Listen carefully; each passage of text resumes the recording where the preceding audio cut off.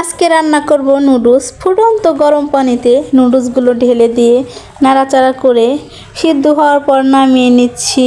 নামিয়ে এটার পর ঠান্ডা পানি দিয়ে ঝরিয়ে নেব।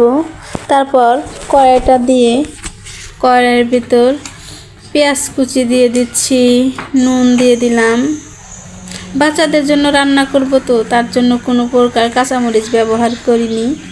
দিয়ে দিচ্ছি টমেটো সস, নেড়ে চেড়ে তারপর একটা ডিম দিয়ে দেব।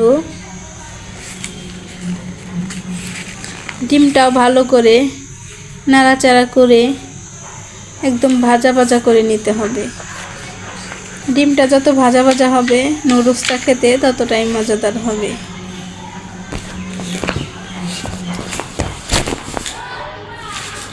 তারপর দিয়ে দিচ্ছি নুডলসগুলো।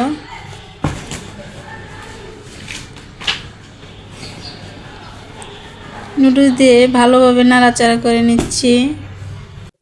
ভিডিওটি ভালো লাগলে লাইক কমেন্ট করবেন এবং সাবস্ক্রাইব করে পাশে থাকা বেল আইকনটি বাজিয়ে দিবেন।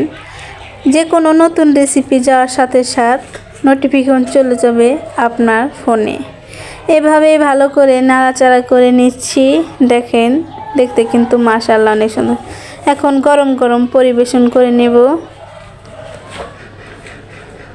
এটা হচ্ছে বাচ্চাদের জন্য, তার জন্য কোনো প্রকার মরিচ ব্যবহার করা হয়নি, আর মশলাটাও ব্যবহার করা হচ্ছে না। মশলা দিলে বাচ্চাদের পক্ষে ক্ষতিকর, তাই সাধারণভাবে সস দিয়েই বাচ্চার জন্য রেডি করে নিচ্ছি। কেমন হয়েছে কমেন্টে জানাবেন প্লিজ।